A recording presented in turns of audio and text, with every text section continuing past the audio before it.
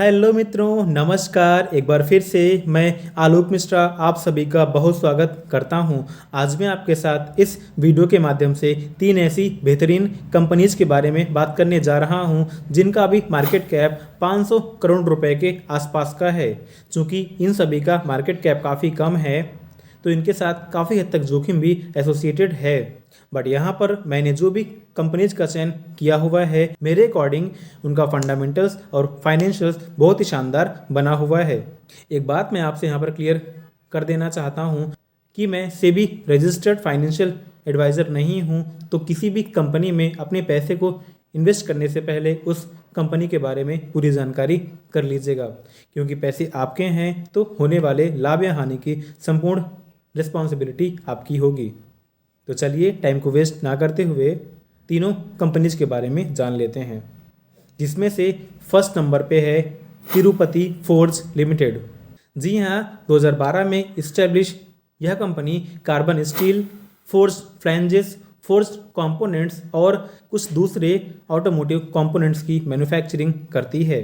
यह company basically closed die forge product, जिसमें कि auto components, bearings, gears, mild steel flanges, carbon steel flanges, stainless steel flanges की manufacturing के business में involve है। Company अपने उत्पाद को यूएस, इटली और मोरक्को जैसे देशों में एक्सपोर्ट भी करती है।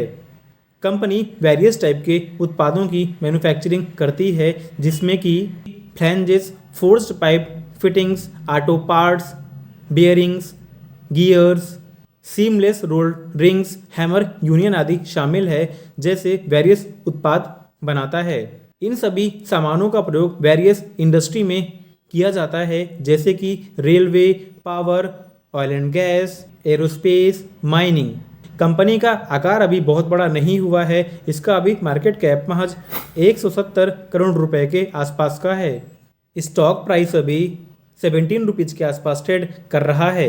स्टॉक का पी 24 का है, जो कि इसके इंडस्ट्री पी 28 से कम पर ट्रेड कर रहा है, यानी स्टॉक अभी सस्ते वैल्यूएशन पर अवेलेबल है। आरओसी 31% से ऊपर का, वहीं पर आरओई 29% से ऊपर का बना हुआ है, जो कि बहुत ही शानदार माना जाता है। कंपनी में प्रमोटरों की होल्डिंग 57.7% की है, जो कि ठीक ठाक मानी जाती है।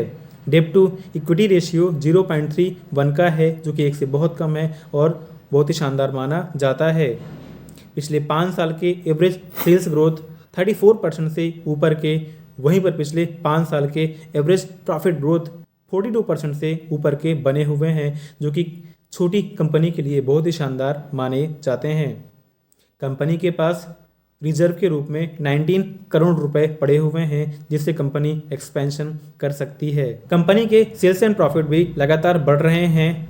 दिसंबर 22 में जहां पर इसका सेल महज 16 करोड़ रुपए का था, वहीं पर दिसंबर 23 में बढ़ करके 32 करोड़ रुपए का हो चुका है, यानी सेल्स में शानदार जंप देखने को मिला हुआ है। वहीं पर इसका प्रॉफिट भी बढ़ करके 1 करोड़ रुपए से होकर के 2 करोड़ रुपए का हो चुका है, यानी इसके सेल्स एंड प्रॉफिट महज 1 साल में ही दोगुना हो चुके हैं, जो कि बहुत ही शानदार माना जाता है।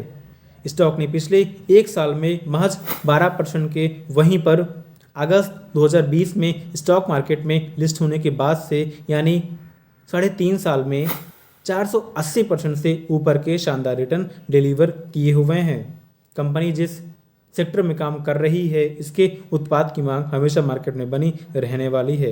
एक बार फंडामेंटल्स और फाइनेंशियल को एनालाइज कर लीजिए। अगर कंपनी आपको ठीक लगती है तो आप इसके बारे में सोच विचार कर सकते हैं। हमारी सेकेंड कंपनी है जिसका अभी मार्केट कैप 400 करोड़ रुपए से कुछ कम का है। जी हाँ, कंपनी का नाम है शीश इंडस्ट्रीज लिमिटेड। यह कंपनी कॉर्रुगेटेड प्लास्टिक शीट्स की मैन्युफैक्चरिंग और सेलिंग के बिजनेस में इन्वॉल्व है। इस प्रकार की शीट्स का प्रयोग एग्रीकल्चर, इंफ्रास्ट्रक्चर, पैकेजिंग, प्रिंटिंग और कुछ मेडिकल इक्विपमेंट के बनाने में किया जाता है।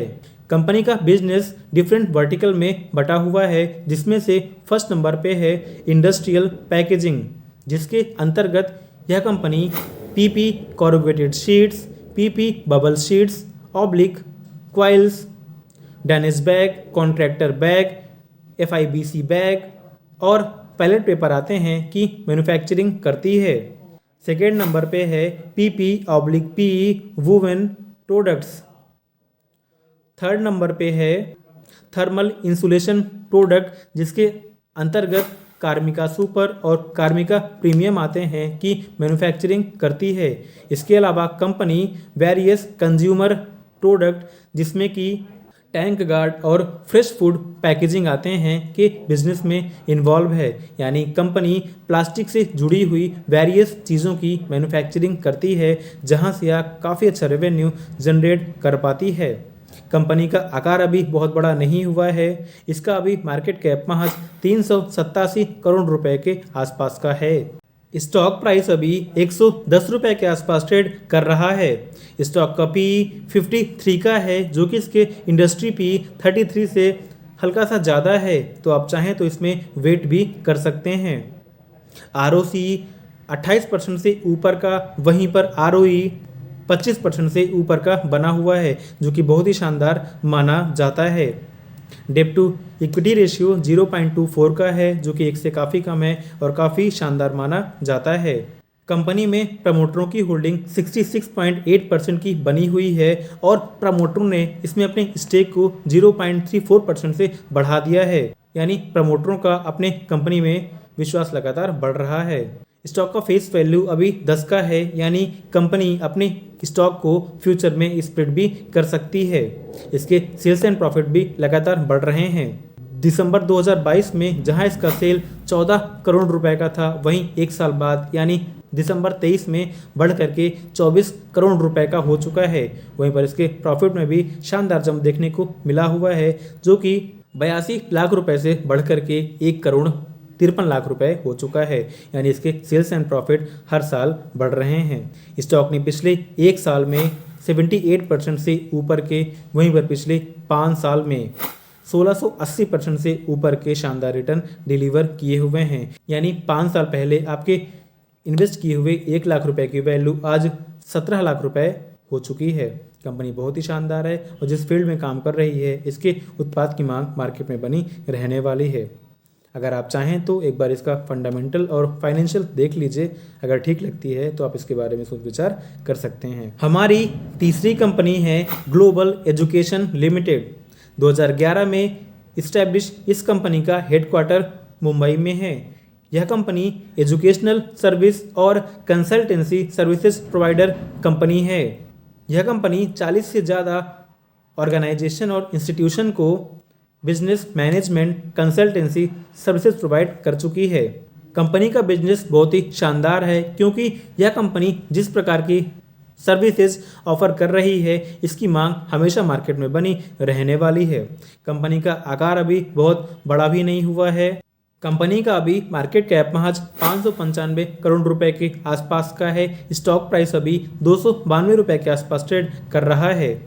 स्टॉक का PE 17 का है, जो कि इसके इंडस्ट्री PE 110 से काफ़ी कम पर ट्रेड कर रहा है। यानी स्टॉक अभी सस्ते वैल्यूएशन पर अवेलेबल है। कंपनी अपने शेयर होल्डरों को डिविडेंड भी प्रोवाइड कर रही है, जो कि 1% से ऊपर का है। कंपनी अपने शेयर होल्डरों को डिविडेंड तभी दिया करती है जब उसके पास काफ़ी अच्छा प्रॉफिट मेंटेन होता है। स्टॉक का ROCE 54% से ऊपर का, वहीं पर ROE 40% से ऊपर का बना हुआ है, जो कि बहुत ही शानदार माने जाते हैं। कंपनी में प्रमोटरों की होल्डिंग 70.9% की बनी हुई है, जो कि बेहतरीन मानी जाती है। कंपनी के पास डेप्ट बिल्कुल भी नहीं है, यानी डेप्ट टू इक्विटी रेशियो 0 का है। स्टॉक का फेस वैल्यू 5 का बना हुआ है, यानी कंपनी अपनी स्टॉक को फ्यूचर में स्प्लिट भी कर सकती है। कंपनी के पास रिजर्व के रूप में 72 करोड़ रुपए पड़े हुए हैं, जिससे कंपनी एक्सपेंशन कर सकती है। कंपनी के पिछले 5 साल के एवरेज सेल्स ग्रोथ 14% से ऊपर के, वहीं पर पिछले 5 साल के प्रॉफिट ग्रोथ 29% से ऊपर के बने हुए हैं, जो कि बहुत ही बेहतरीन माने जाते हैं। स्टॉक ने पिछले एक साल में 32% से ऊपर के, वहीं पर दिसंबर 2020 में स्टॉक मार्केट में लिस्ट होने के बाद से इस कंपनी ने 1000% से ऊपर के शानदार रिटर्न डिलीवर कर दिए हैं। कंपनी को मार्केट में अभी लिस्ट हुए महज 3 साल ही हुए हैं और इसने 3 साल में ही इन्वेस्टर के पैसे को 1 लाख रुपए से लगभग 11 लाख रुपए बना दिया है। जो कंपनियां साइज में छोटी होती हैं उनमें ही इस प्रकार की कैपेबिलिटी होती हैं कि वो हमारे पैसे को बहुत तेज़ी से कंपाउंड कर सकें।